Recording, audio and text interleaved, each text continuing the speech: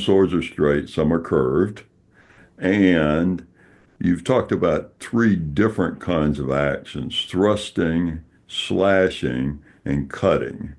What are those three distinctions, and what do you do different, or what are the key features if I want to thrust, if I want to slash, or I want to cut? I think if you pick up something that was meant to be a chopper, so Yeah. very little counterbalance or no counterbalance and a big heavy blade, the last thing you're going to want to do is hold it out in front of you in a pointed manner and wait for someone to run on it.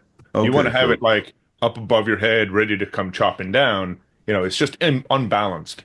so is Uh, that using the three terms? That's a slashing sword.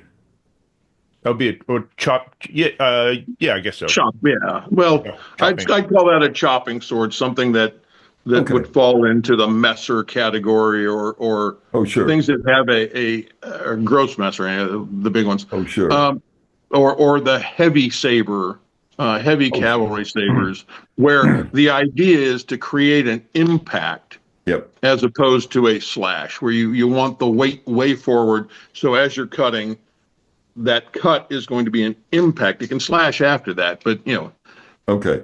So you've added a fourth category. You've got a chopping sword, which I'm assuming before we had guns was really a really nice weapon because you were going to use it primarily when you got into a conflict. That wasn't going to be a backup. That was going to be the way you fought.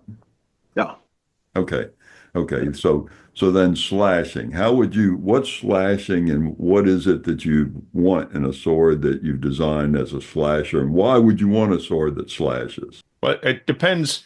A lot of these things are like the arms race. You have a slashing sword because of the kind of armor or lack of armor that your Sure. opponent has,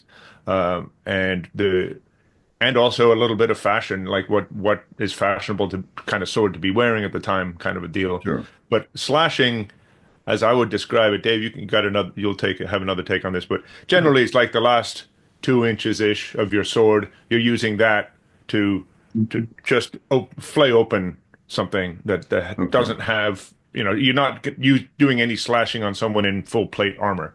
You're Yeah. you're you're slashing on someone in a silk shirt or maybe a padded vest or something like that. Yeah, there's an argument that still goes on.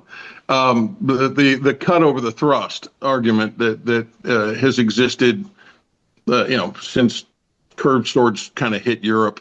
In a fight situation, as Ben was saying, if you're wearing armor, if you're wearing heavy stuff, the British found out that the heavy wool coats that were being worn during or the hair vests that were being worn in India or in Crimea and things like that would turn a saber. You Wow. couldn't cut through them. I mean, you'd still have an impact from the saber that was effective, but they went back to using a straight sword. So the heavy cavalry swords were straight. The East India swords were straight because instead of trying to cut from horseback, you were using it as a lance. Okay. Sure. And then you have the cut and thrust sword, which is kind of what the cutto is, in that it's got a curve to it that assists in a slash. It's got an aggressive point for a thrust, and the blade's not curved enough that the point's Right. offset from the handle. So Okay. the point is, I mean, sorry, getting phone calls.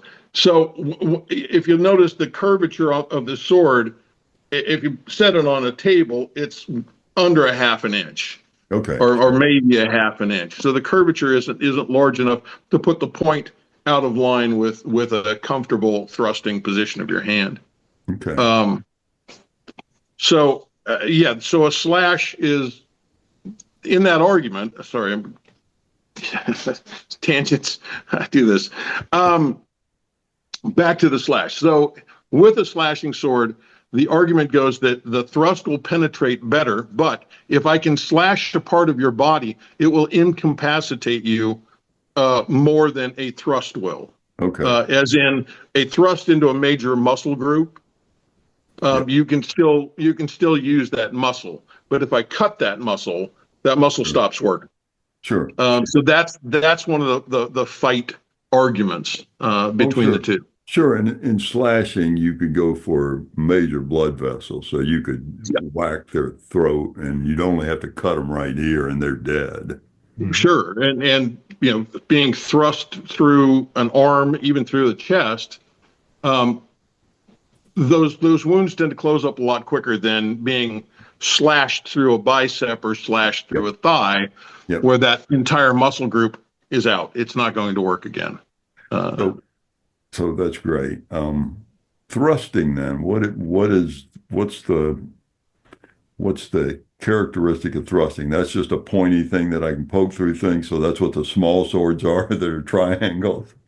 Yeah, Yeah. it needs to be stiff enough not to absorb the impact. Like if you look at a modern fencing foil, it's made to bend. Yeah. It's made to bend so you don't stab someone to death. But the originals, I mean, if you look at those, the weird triangular cross sections with the hollow grind and all that, it's there to make it stiff as all get out in all directions, not just one. It's stiff in all directions, and it's light. So they were just trying to take out as much weight as they could while keeping it as stiff as possible, and as Yeah. long as you can too, to get you as far away from your enemy as possible.